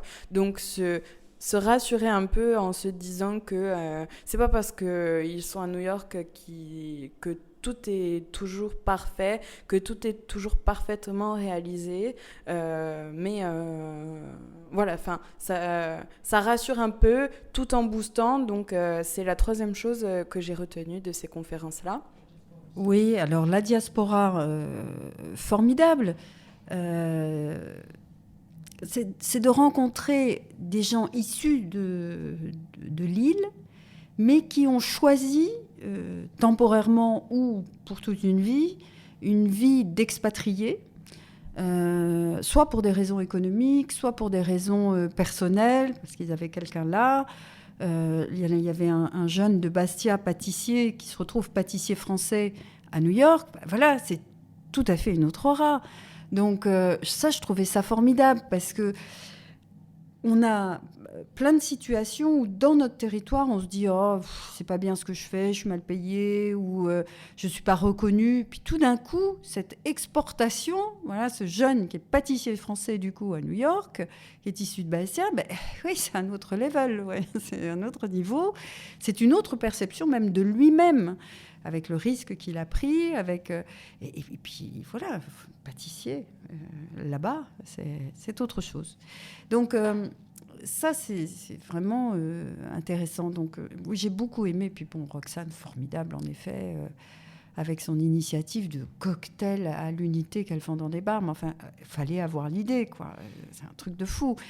Et elle se bat pour ça avec beaucoup d'humanité. C'est pas quelqu'un de surfait, c'est quelqu'un qui croit en son idée et puis qui va la défendre naturellement parce qu'elle sait qu'elle fait des choses très très bien et donc elle veut le partager. Donc, complètement raccord avec sa façon de faire son business. Donc oui, ça super. Alors le consul général de France, j'ai apprécié son écoute active. Il a vraiment fait son travail dans le sens où il nous a posé des questions. On n'était pas là dans quelque chose d'entendu par lequel il fallait passer. J'ai eu la sensation d'un vrai échange, d'une vraie écoute, d'un intérêt. Et moi, je trouve aussi intéressant que, pareil, la Corse aille dire à ces gens qui ont une certaine responsabilité, qui ont des réseaux, de dire, tiens, la Corse a une dynamique dans des sujets aussi variés que les vêtements pour enfants, que la tech informatique, que la cosmétique, que la communication. Et c'est pas une région perdue où on a le plus fort taux de suicide, où on a le plus fort taux de je sais pas quoi. Enfin bon, bref, c'est la misère totale. Hein, y a des forces économiques, il y a une dynamisme, et ces gens autour d'une table s'entendent et sont capables de réaliser des choses ensemble, qui continue une fois qu'on est rentré, avec une très belle énergie. Donc, c'était bien ce consulat. Alors, les rendez-vous, je dirais niveau professionnel, Business France. Business France, parce que quand même, j'ai eu 2 rendez-vous avec vraiment deux femmes qui étaient Une, c'était vraiment une ponte en mode enfantine. Elle avait géré beaucoup de marques, et elle s'en occupait encore. Et justement, de pouvoir... C'est des gens qui sont inaccessibles. Faut pas se leurrer. J'arrive, Lauriane de Bastia, est-ce que vous m'accordez 1 heure de votre temps ? Non, je pense pas que j'aurais eu la chance de la rencontrer. Et voilà, là, on est resté en contact. Et c'est clairement, voilà, de dépasser le simple mail anonyme. C'est que, voilà, ces 2 personnes qui sont venues passer 1 heure avec moi pour me dire... voilà, maintenant, ça serait bien que tu fasses ça. Qu'est-ce que tu fais ? Comment on fait ? Voilà. Enfin, une vraie aide. Donc ça, c'était 2 rendez-vous hyper marquants pour moi professionnellement, avec aussi un suivi. Parce que c'est une chose de venir 1 heure, donner 1 heure de son temps, ce qui est déjà estimable. Mais avec voilà, cette volonté quand même qu'on reste en contact, quoi. Humainement, je te dirais... l'ambassade, parce que je trouvais ça quand même vraiment impressionnant de se retrouver à l'ambassade de Manhattan. Il y a un petit moment dans ta tête où tu te dis « Ah ouais, mais quand même, je suis à l'ambassade de New York, tu vois. » Enfin, c'est l'ambassade de France à New York. Et en plus, c'est une facilité de communication, un intérêt qui portait à tous nos projets. Enfin, je l'ai trouvé aussi d'une bienveillance. Ensuite, moi, j'ai aimé d'être à l'ONU, femme, et que, bien sûr, cette rencontre institutionnelle n'avait pas d'objet de business, mais qu'on parle de la situation de la Corse, une insularité au milieu de la Méditerranée, un peu au nord de la Méditerranée et pas encore au sud de la Méditerranée, avec ce que ça veut dire en termes de sociologie pour les femmes et d'entreprendre en tant que femme en Corse. Je trouvais que c'était bien que des gens de l'ONU connaissent le nom de cette île, commence à appréhender peut-être certains paramètres qui la guident. C'était quand même bravo là. Moi, j'ai aimé ça. Il y en a eu 2 qui ont vraiment, à la limite, été des rendez-vous assez importants. Le premier, c'est quand on s'est rendu dans les locaux donc au sein de l'ONU Femmes. Ça a été assez marquant pour différentes raisons, en fait, puisque en tant que femme entrepreneur, moi, durant mon parcours, j'ai rencontré, et je rencontre encore, de nombreuses difficultés. Même si je n'ai pas pour habitude de me victimiser, pas du tout, ce n'est pas dans ce sens-là, mais j'ai rencontré quand même pas mal de difficultés pour développer mon activité, d'autant plus qui évolue dans le monde de la tech, et une femme dans la tech, c'est encore assez compliqué.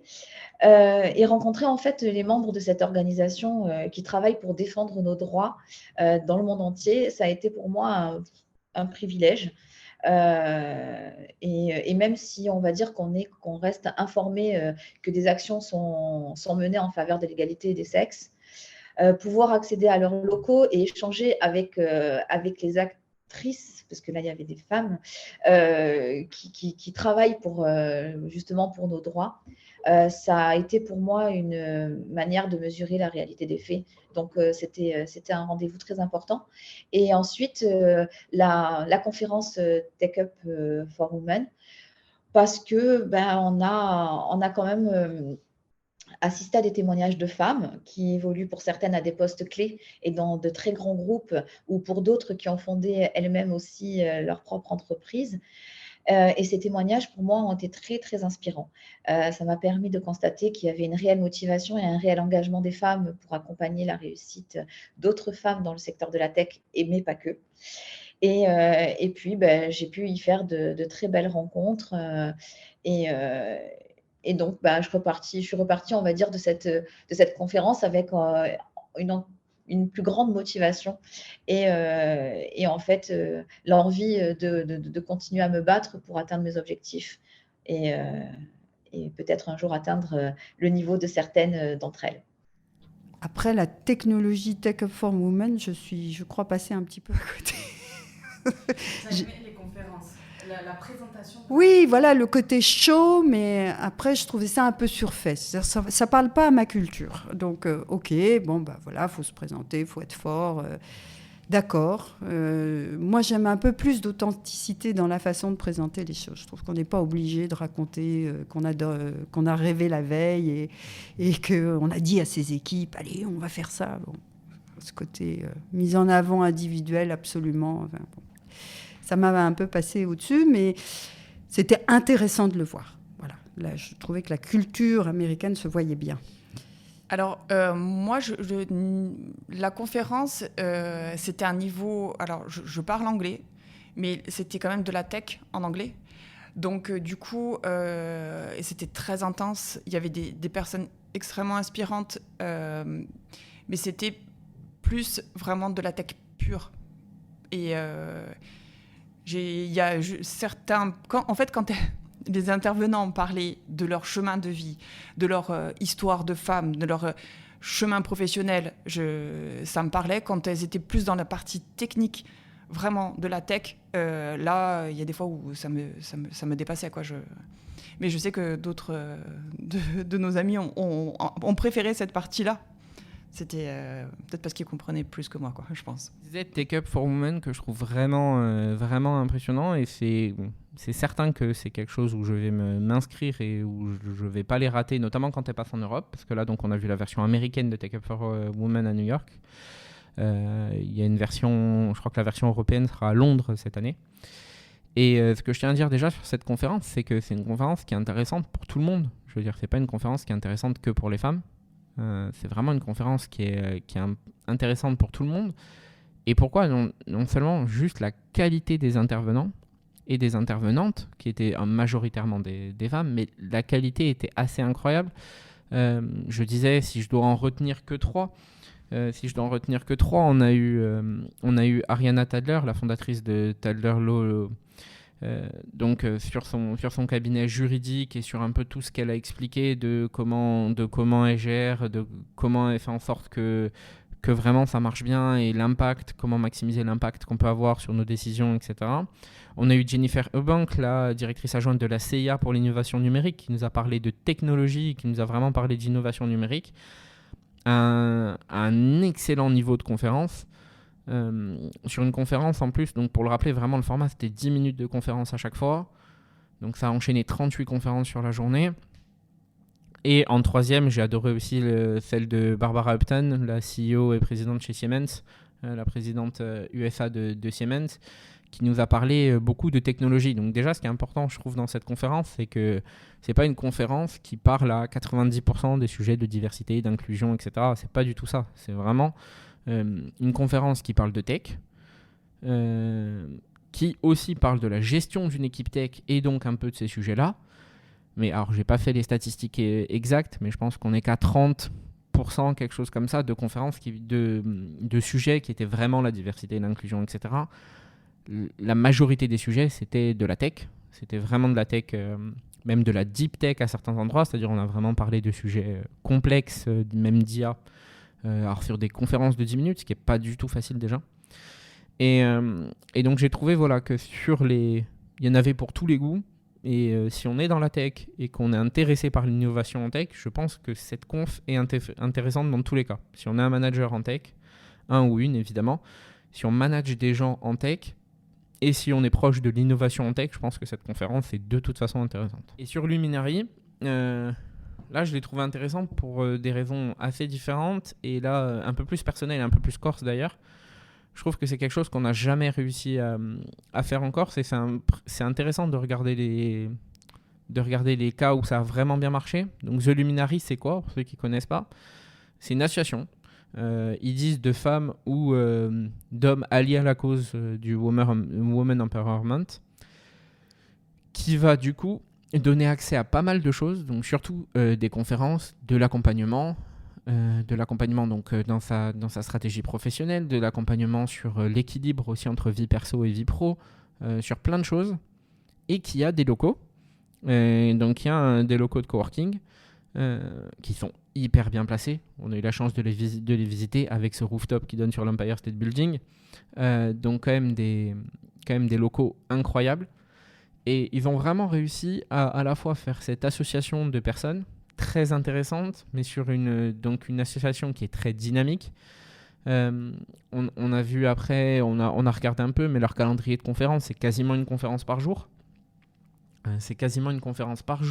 Donc du lundi au vendredi, c'est beaucoup d'événements. C'est des événements très intéressants.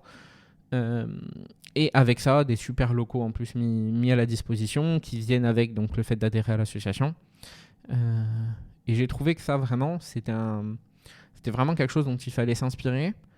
Alors, si on y arrivait, moi je serais très content si on arrivait à s'inspirer de ça pour faire une association corse avec des locaux potentiellement partout dans le monde, pas que en Corse, avec donc des coworks à disposition et ce genre de choses. Mais c'est vraiment le dynamisme de l'association et une association en plus avec des profils très différents dedans. The Luminary, si je dis pas de bêtises, les fondatrices donc, viennent plutôt des mondes du fonds d'investissement et du monde du légal, et avec de la tech, et du coup qui ont réussi à la fois à avoir ça, mais on l'a vu en visitant les locaux, il y a aussi de l'art qui est présenté là-bas, avec des tableaux assez incroyables, avec des photographies incroyables aussi, donc vraiment de l'art aussi qui est là, qui est exposé là d'ailleurs, qui est achetable, qui est exposé et achetable là. Donc je trouvais vraiment que c'était ce mix entre des profils très différents, et ça je trouve que c'est quelque chose. Je connais pas d'équivalent en France, même si on parle pas que du sujet Women Empowerment, si on parle de tous les sujets. Je connais pas d'autres cas en France d'associations qui ont vraiment réussi à avoir ce dynamisme, en plus de l'aspect avoir des locaux, mais vraiment un peu cet aspect qui est entre les deux. WeWork, c'est quelque chose qu'ils ont toujours essayé de faire en termes de coworking. Sur le cowork, ça marche. Ok, leur cowork marche, bon, même si on peut regarder le documentaire Netflix pour voir à quel point leur statut financier va ou pas, mais par contre sur cet aspect de dynamisme, je trouve que c'est quelque chose qu'ils n'ont jamais réussi à faire. Et eux, je trouve qu'ils arrivent à avoir le bon mix entre l'aspect dynamisme et en plus donc du coup les bureaux à disposition pour pouvoir se parler IRL dans un monde post-Covid où on se voit plus beaucoup, on se voit surtout en visioconférence, et j'ai trouvé ça vraiment intéressant. Après, j'ai aussi beaucoup aimé Illuminari, mais ça, c'est juste parce que je me voyais bien bosser là-bas, quoi. Enfin, le cadre de travail était très, très agréable, je pense que on travaille encore mieux et c'était le meilleur exemple. Parce que là, tu vois, d'avoir une salle de lactation, moi, j'ai allaité mes filles, quand je travaillais encore dans un cabinet, c'était hyper compliqué, quoi. Alors que, pour moi, c'était une évidence, et en fait, c'était vraiment compliqué. Et là, tout est fait pour respecter tes besoins, tes nécessités en tant que femme aussi. Et Luminari. Luminari, donc cet espace de coworking dédié au travail des femmes, formidable, à la fois dans le confort qui était offert pour travailler, la décoration, l'intimité des espaces, voilà, les thématiques de formation. Donc ce culot, qui peut nous paraître pour nous un culot de parler de la ménopause dans la vie des femmes au travail, voilà, et d'y consacrer 45 minutes sous forme de formation, information, échange, débat.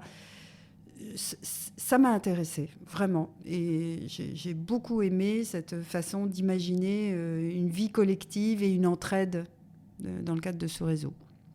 Voilà, il y a la visibilisation.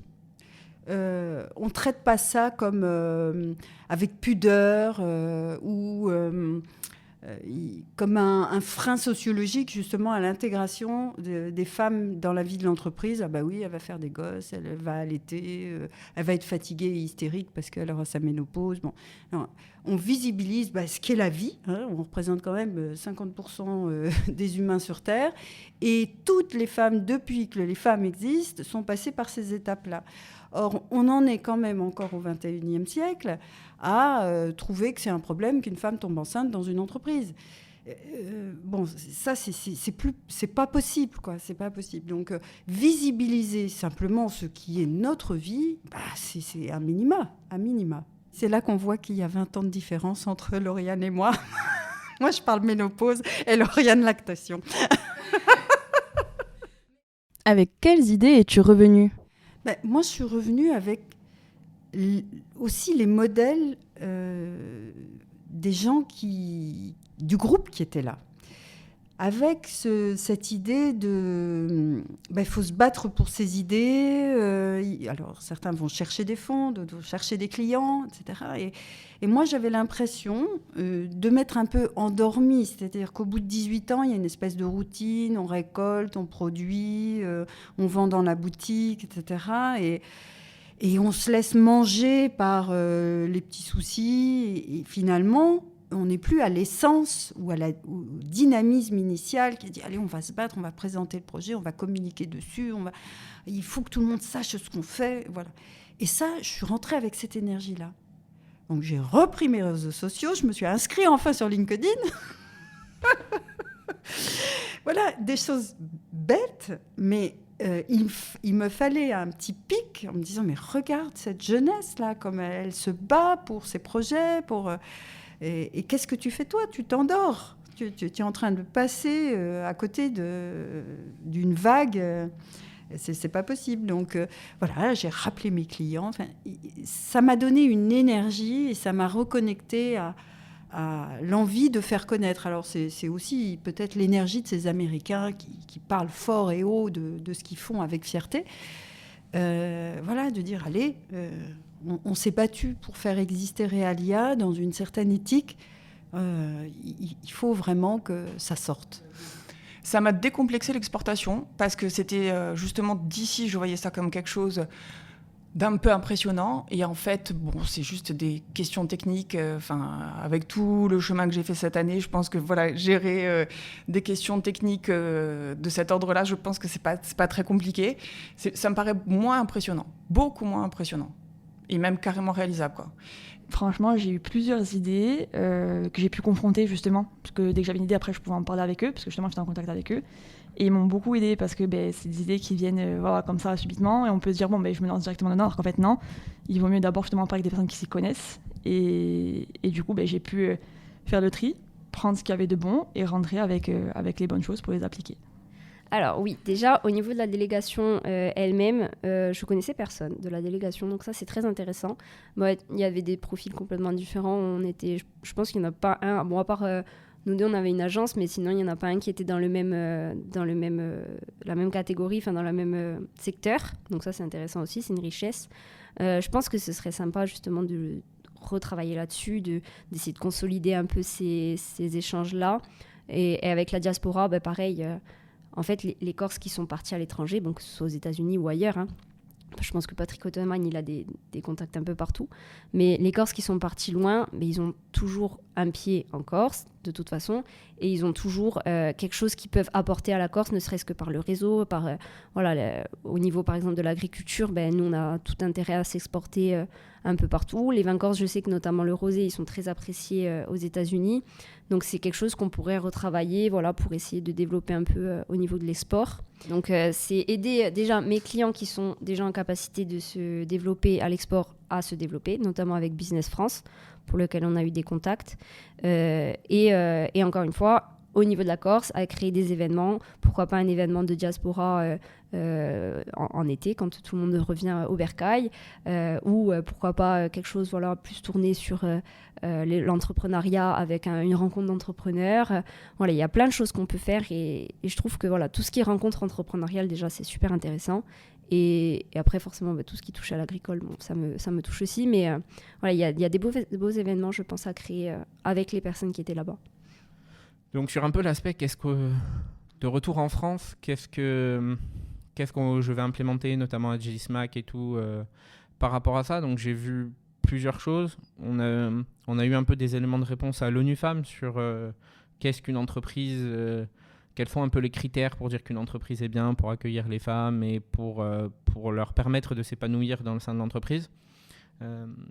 Donc ça, c'est quelque chose que j'attends, et où j'attends aussi même d'ailleurs un peu plus de retour pour voir un peu leur charte et comment eux ils le font, et qu'est-ce que eux ils prennent en compte, parce que en réfléchissant différemment, il y a toujours des axes d'amélioration.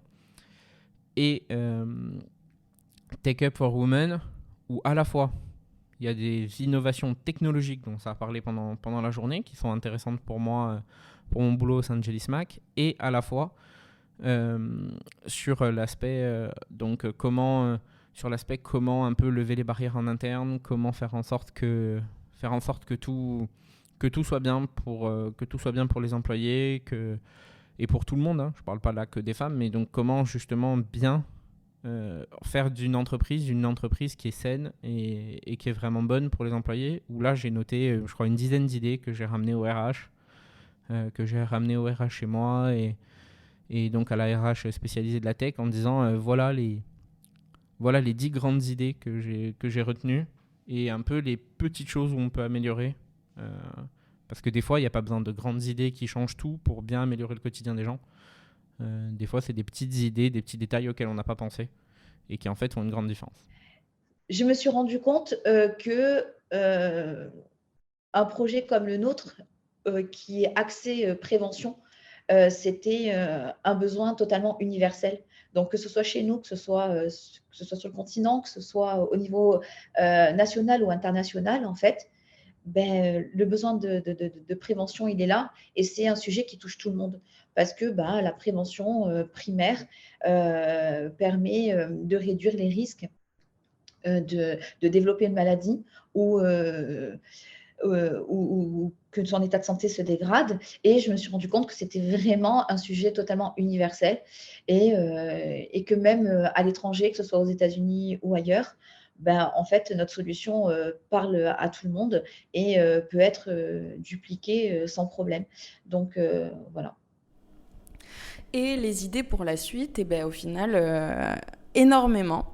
Donc, grâce à déjà ce rendez-vous chez Business France, ça m'a donné envie de vraiment comprendre en fait le référencement des podcasts, de vraiment me creuser sur la technique, de vraiment me creuser sur le nombre d'écoutes, de vraiment me creuser la tête sur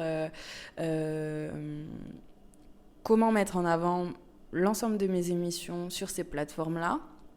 pour développer l'audience. Et nous avons rencontré la diaspora de Corse à New York et ça m'a donné énormément d'idées, notamment de faire des émissions avec eux, des podcasts avec eux pour connaître leur motivation de pourquoi être parti à New York, pourquoi avoir quitté déjà la Corse, puis ensuite la France pour développer un projet professionnel à New York, qui est l'une, voire la plus grande ville du monde, l'une des plus grandes villes du monde en fait. Donc pourquoi partir de notre petite île pour aller là-bas? Ça me paraît être très intéressant de comprendre les motivations et les aspirations de chacun et chacune. Et ensuite au niveau de l'entrepreneuriat, pour la dernière émission de podcast que nous sommes en train de développer, ça peut être super intéressant. Pourquoi avoir créé une entreprise et pourquoi avoir choisi de créer cette entreprise à New York, aux États-Unis, plutôt que sur l'île. Comment est-ce qu'ils ont eu l'idée? Quelles sont les difficultés qu'ils ont rencontrées par rapport au fait de s'être expatrié, au fait d'être parti dans une si grande ville et d'avoir autant de concurrents potentiellement. Voilà, de comprendre vraiment tous les tenants et aboutissants de qu'est-ce qu'une entreprise et d'encore plus qu'est-ce qu'une entreprise à New York, dans un État, aux États-Unis, quand on est expatrié français et quand on part d'une si petite île. Voilà, donc ça peut être aussi très intéressant. Ensuite, l'une des idées que j'ai eues, c'est de faire cet épisode-là, de faire l'épisode avec la délégation de New York pour connaître tout ça, le parcours de chacun jusqu'à pourquoi être parti à New York. Et je me rends compte qu'il y a vraiment des profils super intéressants en plus d'être super variés et que ça montre en fait la richesse de la Corse à New York, de la Corse aux États-Unis et de la Corse aux Corses. Et donc c'était vraiment ça que je voulais mettre en avant, c'est qu'on a des pépites, on a des entreprises pépites sur le territoire dont certaines on en entend très peu parler et pourtant qui font un travail incroyable. Et du coup, elles ont été valorisées par cette sélection pour partir en délégation à New York. Et au retour, qu'est-ce qu'on fait pour continuer cette valorisation-là? Au niveau du podcast, je me suis dit que ça pouvait être très intéressant de raconter à tous ceux et celles qui nous écoutent qu'il y a des entreprises avec un très beau modèle, de très belles motivations, de très belles personnes qui sont sur le territoire et dont il faut valoriser l'activité. Ensuite, on a aussi beaucoup créé de liens entre nous. J'espère pouvoir faire quelque chose avec Marie pour la capsule entrepreneuriat. Donc là, on doit se voir pour essayer de concrétiser ça, pour essayer de voir comment est-ce qu'on peut travailler ensemble. Ensuite, on se donne des contacts entre nous. Je sais qu'Andrea m'a parlé de quelqu'un qui aide les créateurs de podcasts au sein de Jelly Smack. Donc peut-être que je vais contacter. Et puis aussi, ça m'a permis de connaître Realia, donc potentiellement des produits que je peux utiliser, dont je peux parler autour de moi. Et à travers mon entreprise de community management, je travaille pour des boutiques et elles peuvent potentiellement être revendeurs. Donc voilà, il y a plein de choses à faire. Il y a plein de liens que l'on peut continuer de tisser entre nous en Corse, des liens qui se sont construits à New York et des liens qui, je l'espère, vont continuer d'exister encore longtemps ici chez nous. Et un petit mot pour conclure? La délégation, franchement, c'était super. J'aurais pas cru que tout qu'on était que des femmes et un homme, donc on aurait pu croire que il y aurait pu avoir des mésententes, mais en fait pas du tout. Il y a vraiment eu une ambiance incroyable du début jusqu'à la fin. Il y a eu aucune dispute, que de la bienveillance, que du respect mutuel entre les femmes. Parce que en fait, on est pareil, on a les mêmes ambitions, on a les mêmes façons de travailler parce qu'on est entrepreneur. Et du coup, c'est ce qui fait que je pense qu'on s'est très bien entendu et qu'on s'est bien amusé aussi. On a réussi à bien rigoler et à passer du bon temps ensemble. L'initiative de faire ça à New York, c'était une très bonne idée. On a eu vraiment des rendez-vous super tous. Il n'y en avait pas un qui était moins important que l'autre. Certains étaient plus appréciés que d'autres, mais chacun était important. Et je trouve que c'était vraiment une bonne initiative d'avoir fait ça pour nous, parce que je ne sais pas si on aurait pu le faire par nous-mêmes, si on aurait eu l'idée en fait de partir, d'aller à ces conférences, puis voilà, le fait d'être en délégation, c'est aussi rassurant de partir tout ensemble. On n'est pas seul, on sait que on est entre nous, on est entre Corses en plus, on a la même passion, donc c'était super, vraiment c'était super motivant. Et c'était 3 jours peut-être trop courts, mais vraiment c'était super. Au niveau des critiques, peut-être le fait d'avoir pas fait suffisamment de temps tous ensemble entre les institutions et les entrepreneurs. C'est-à-dire qu'au niveau des petits déjeuners et tout, on n'était pas organisés. C'était vraiment improvisation quoi, sur le moment. Alors que ça, moi j'aime bien quand c'est organisé. Bon, après c'est un avis personnel, mais j'aime bien quand on peut prévoir, voilà, demain on mange là, à midi, le soir. Là, c'était vraiment chacun fait ce qu'il veut. Bon, ça peut être aussi bien pour d'autres personnes, mais moi j'aurais bien aimé qu'on puisse avoir vraiment des moments conviviaux. On était là que pour 3 jours, donc ça aurait été bien qu'on puisse échanger pour quelques repas tous ensemble d'une manière conviviale. C'était une belle expérience, une très très belle expérience. Après, je regrette un peu le côté peut-être institutionnel de la chose qui était un peu forcé. Voilà, on était obligé de représenter la Corse et les objectifs institutionnels du voyage. Donc ça, c'est vrai qu'au niveau des entreprises elles-mêmes, c'est un peu dommage, mais bon, je comprends que ce soit forcé. Voilà, non, c'était une très belle expérience, aussi bien personnelle que professionnelle. En tout cas, ça a été une vraie riche expérience pour moi et je tiens à remercier la collectivité de Corse et l'ADEC de nous avoir donné cette opportunité de participer à cette délégation et également les autres entrepreneurs qui ont été à mes côtés tout le long de cette aventure. Donc, je suis ravie d'avoir été sélectionnée pour cette délégation. Je suis ravie des personnes que j'ai rencontrées là-bas. Des liens très forts se sont noués entre nous. Et les rendez-vous professionnels que j'ai pu avoir à New York, c'est super motivant pour l'avenir et pour continuer dans ce dynamisme là, donc dans cette dynamique-là. Donc, je suis très reconnaissante d'avoir été sélectionnée et d'avoir pu, à mon niveau, représenter le secteur de l'économie sociale et solidaire à travers une association. Je suis curieux et impatient un peu de voir est-ce qu'on va réussir à avoir des conséquences sur le tissu économique corse de ce qu'on a vu là-bas. Que ce soit aussi notre relation avec la diaspora. On va pas parler là parce que voilà, mais donc dans les rendez-vous, on a aussi parlé un peu avec la diaspora. Je pense que voilà, des Corses, il y en a beaucoup plus en dehors de Corse qu'en Corse. Donc je pense que ça peut être aussi vraiment intéressant et important pour la Corse d'arriver à faire marcher ce qu'on voit ailleurs et d'arriver à avoir les bonnes idées qu'on voit ailleurs. Donc nous, on a eu la chance là, d'aller à New York voir un peu les idées côté US et un peu sur certains aspects comment ils fonctionnent. Mais je pense qu'en fait ça, c'est faisable avec n'importe quel endroit du monde, juste en parlant un peu, par exemple aux Corses qui seraient là-bas, et arriver à prendre un peu le meilleur de ce qui se fait ailleurs et d'arriver à le réimplanter chez nous sur le tissu économique corse.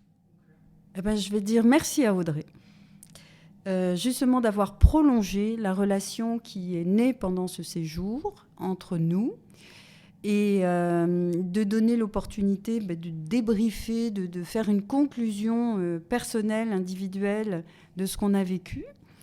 Et de garder ce lien parce qu'il va se construire d'autres choses. On a fait des collabs déjà avec les enfants du maquis. On va en faire... Bon, il y a tout un tas de choses qui vont se créer. Et cette notion de réseau entre nous, merci Audrey de le faire perdurer.